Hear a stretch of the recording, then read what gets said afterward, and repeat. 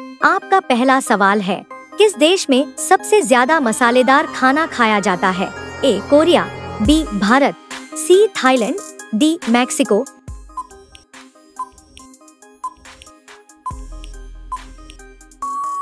सही उत्तर है भारत। भारत को मसालों का देश कहा जाता है और यहाँ की रसोई दुनिया भर में अपनी तीखी और मसालेदार डिशेस के लिए प्रसिद्ध है। भारतीय भोजन में मिर्च, काली मिर्च, जीरा, धनिया, हल्दी, गरम मसाला आदि का उपयोग बड़ी मात्रा में किया जाता है। हर क्षेत्र की अपनी अनोखी मसालेदार रेसिपी होती है।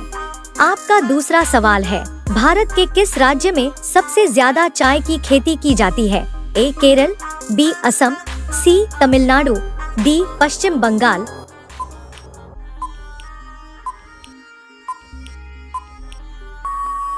सही उत्तर है असम।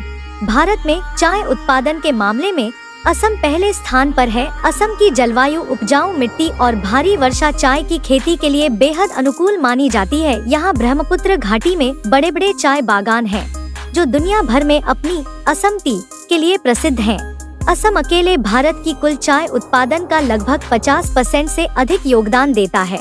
आपका तीसरा सवाल है, किस सब्जी में एक शहर का नाम आता है? ए भिंडी, बी लौकी, सी शिमला, डी टमाटर।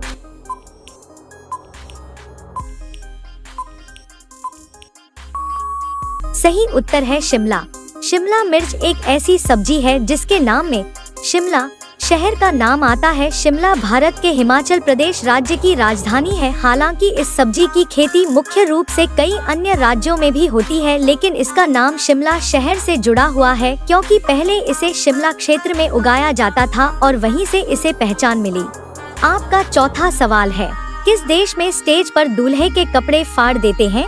ए भारत, बी ब्राजील, सी पाकिस्तान, डी बांग्लादेश।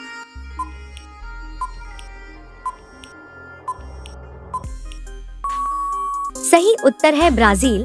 ब्राजील में शादी की कुछ अनोखी परंपराएं होती हैं और उनमें से एक मजेदार परंपरा यह है कि दूल्हे के दोस्तों द्वारा स्टेज पर उसके कपड़े फाड़े जाते हैं।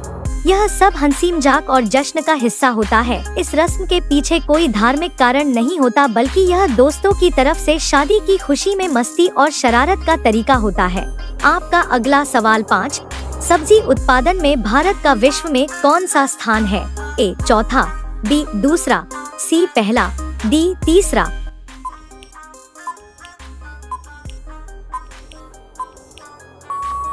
सही उत्तर है दूसरा।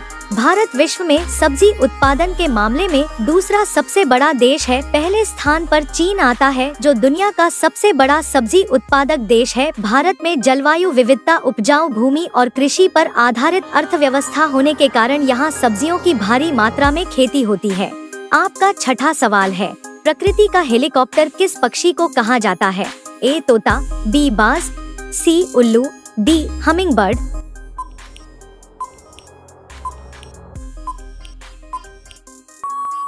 सही उत्तर है हमिंगबर्ड। हमिंगबर्ड को प्रकृति का हेलीकॉप्टर कहा जाता है क्योंकि यह पक्षी एक जगह हवा में स्थिर रहकर उड़ सकता है। बिल्कुल हेलीकॉप्टर की तरह इसके पंख इतनी तेजी से लगभग 50 से 80 बार प्रति सेकंड फड़फड़ाते हैं कि यह आगे पीछे, ऊपर नीचे और यहाँ तक कि उल्टा भी उड़ सकता है। आपका 7वां सवाल है, सेब के कितने बीज खाने से इंसान की मौत हो सकती है?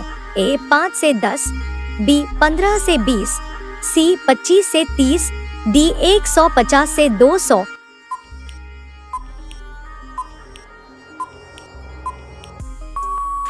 सही उत्तर है 150 से 200।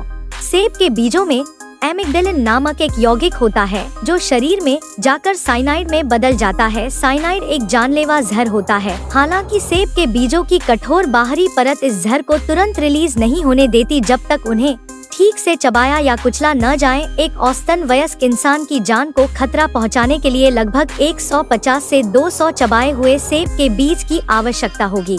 आपका 8वां सवाल है, कुत्ते के अलावा किस जीव को बम ढूंढना सिखाया जाता है? ए बंदर, बी बिल्ली, सी कबूतर, डी मधुमक्खी।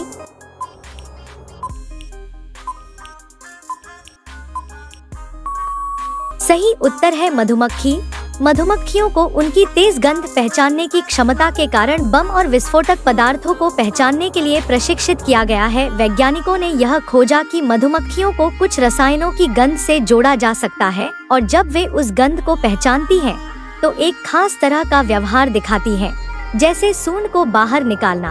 आपका 9वां सवाल है, किस देश में वोट न देने पर जुर्माना लगाया जाता है? A Bharat, B Japan, C America, D Australia.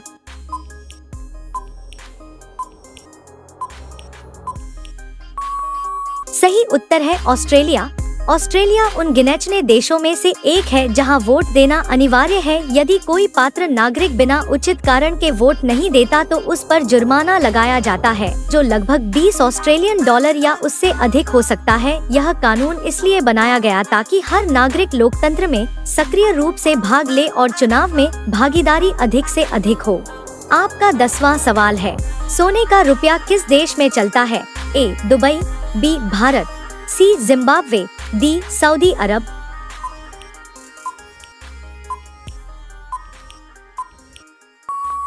सही उत्तर है जिम्बाब्वे। जिम्बाब्वे में लंबे समय तक आर्थिक अस्थिरता और हाइपर इन्फ्लेशन के कारण उनकी स्थानीय मुद्रा लगभग बेकार हो गई थी। इसके चलते वहां के लोगों ने डॉलर, रैंड जैसी विदेशी मुद्राओं का प्रयोग शुरू कर दिया। हाल ही में देश में एक नई कोशिश के तहत सोने पर आधारित डिजिटल करेंसी और गोल्ड सिक्के लाए गए, जिसे आम भाषा में सोने का रुपया कहा जाने लगा।